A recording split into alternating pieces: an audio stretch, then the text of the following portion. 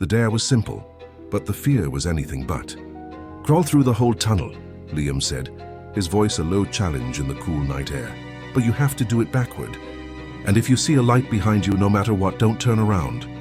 The graffiti-covered mouth of the drainage tunnel gaped before us, a pitch-black maw promising secrets and swallowing the moonlight whole.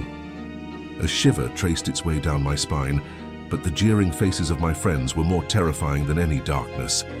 I took a deep breath, dropped to my hands and knees, and began to shuffle backward into the abyss, leaving the world of light and sound behind me.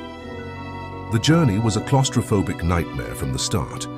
Cold, damp concrete scraped against my palms and knees with every backward push. The air grew thick and heavy, smelling of stale water and decay. Each scuff of my jeans, every ragged breath, echoed unnaturally in the oppressive silence, creating a disorienting symphony of my own fear. I tried to focus, to just keep moving toward the unseen exit. Then I saw it, a faint pinprick of light far behind me, back toward the entrance I'd left. It flickered, then began to grow, a warm, sickly orange glow that pulsed with a life of its own.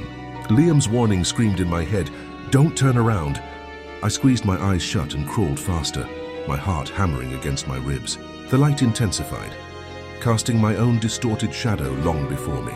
I could feel its heat on my back now, a searing presence accompanied by a new sound, a wet, labored breathing that was definitely not my own. Suddenly, an ice-cold hand, impossibly strong, clamped around my ankle. A guttural scream was ripped from my throat as I was yanked backward, my knees and hands tearing against the rough ground. I kicked and thrashed, my fingers scrabbling for any purchase on the slimy walls, but the grip was like a vice. The light was blinding now, swallowing the tunnel, and the dragging sensation pulled me relentlessly toward its source.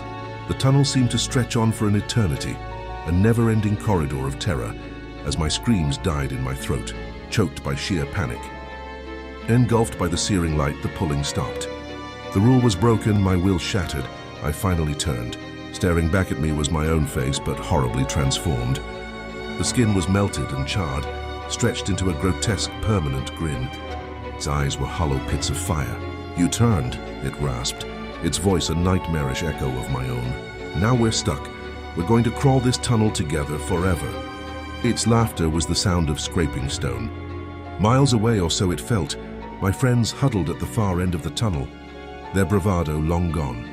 They strained their ears, peering into the silent darkness for any sign of my return. Then a new sound reached them from the empty tunnel. It was the soft, rhythmic scrape of crawling. But it wasn't just one set of hands and knees. It was two, moving in perfect, horrifying unison, getting closer and closer. They didn't wait to see what would emerge.